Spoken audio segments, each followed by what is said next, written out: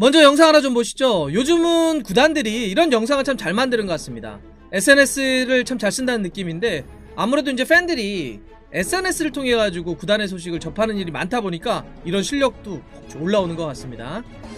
자, 내용이 킴은 누구인가? 누군가 이제 오피셜을 띄운 건데요. 이스탄불에 도착을 했다. 아, 이 정도면 그 선수구나 이렇게 좀 아실 것 같습니다.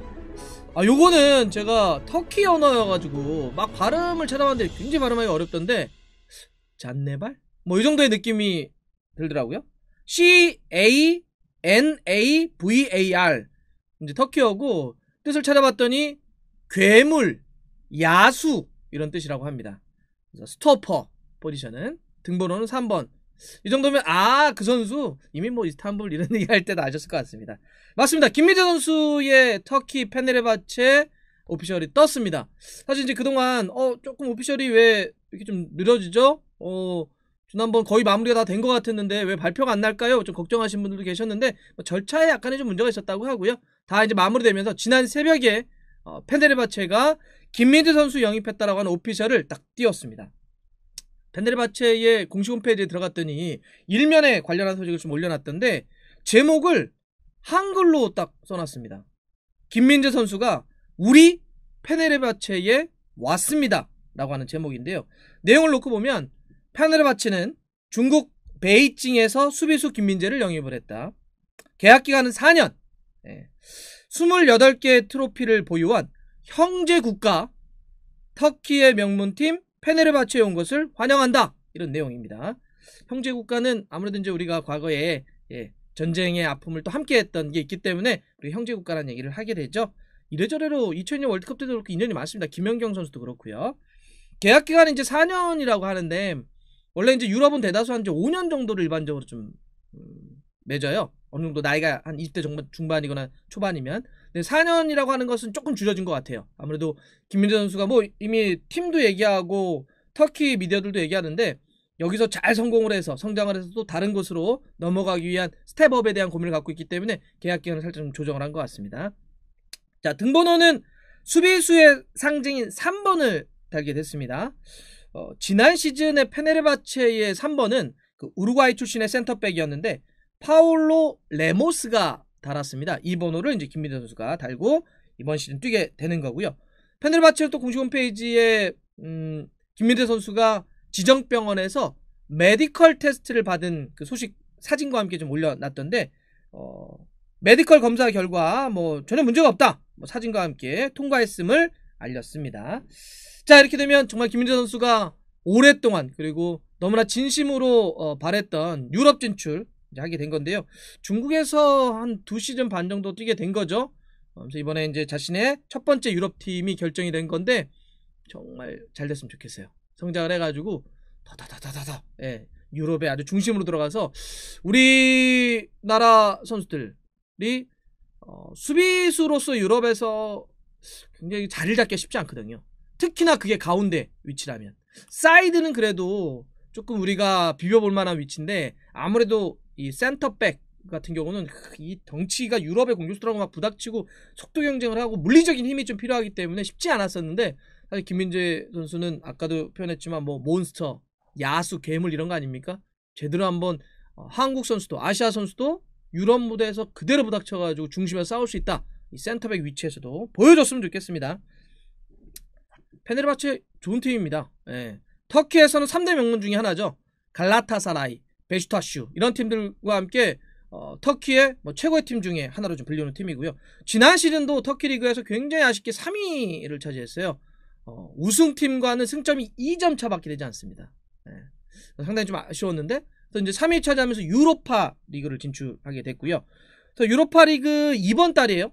8월 20일과 27일에 핀란드의 헬싱키와 플레이오프를 치르게 됩니다. 그래서 유로파 리그 플레이오프를 치르고 여기서 이기게 되면 유로파 리그 본선 조별리그 올라가게 되니까, 그러면 김민재 선수가 유럽에 진출하자마자 바로 유로파 리그를 뛸 수 있게 되는 겁니다.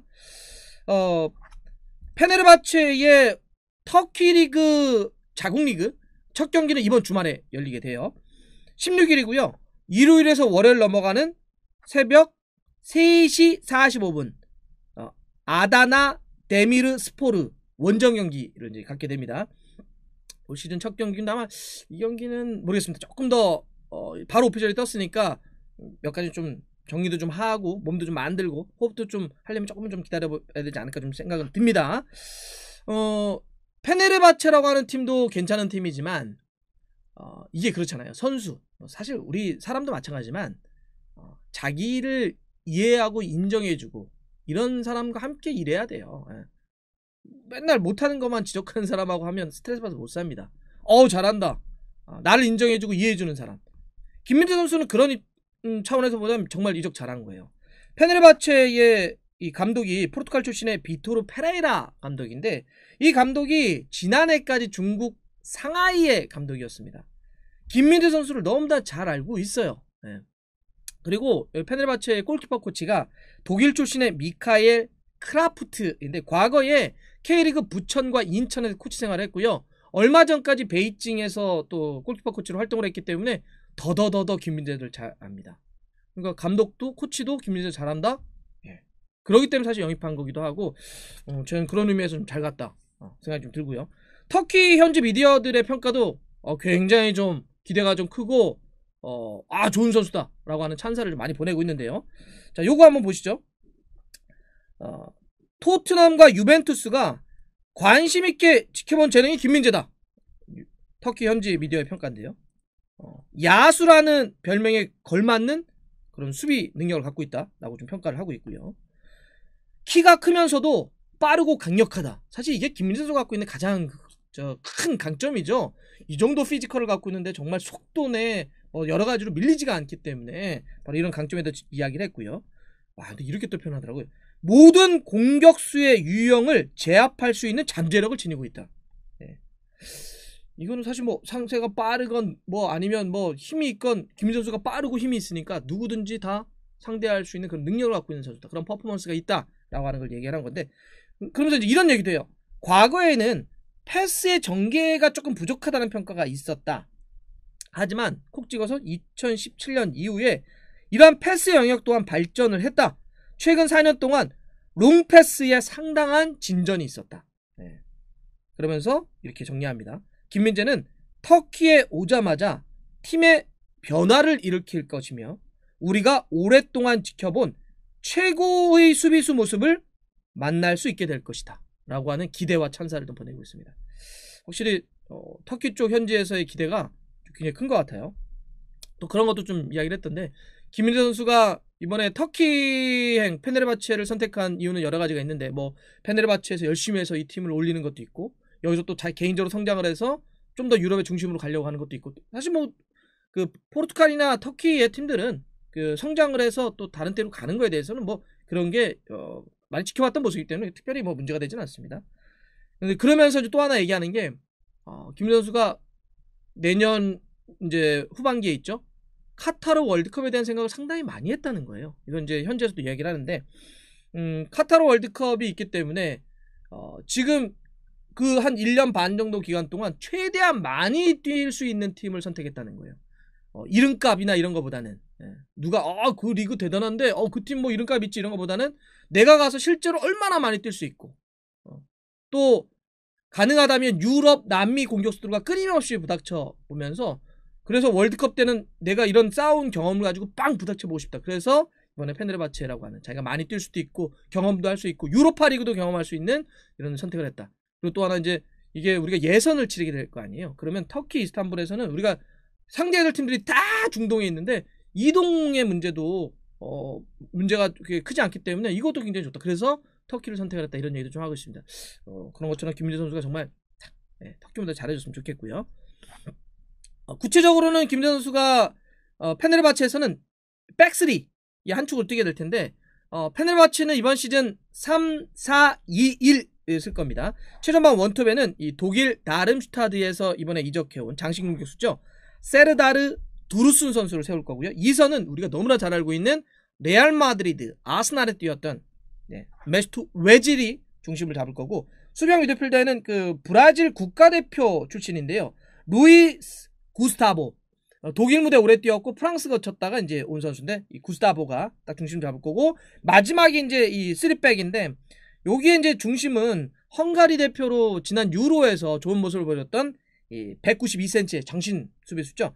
아틸라 살라이. 이 선수가 이제 왼발잡이 센터백이요. 사실 그래서 왼발잡이 센터백 살라이와 오른발잡이 센터백 김민재 합이 좋다라고 하는 평가를 하고 있는 건데, 이 살라이가 중심을 잡고 왼쪽에는 이 프랑스 태생이고 콩고 민주공화국 혈통인 피지컬이 상당히 좋은 선수입니다. 마르셀 티저랜드가 딱 받치고, 그리고 이제 이 3백의 오른쪽에는 오른발잡이 센터백 김민재가 딱 쓸 것 같다. 이렇게 중심축.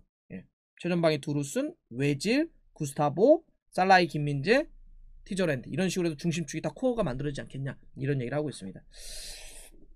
뭐 당장 주말부터 뛰고 이러면 좋겠지만 서두를 필요는 없는 것 같아요.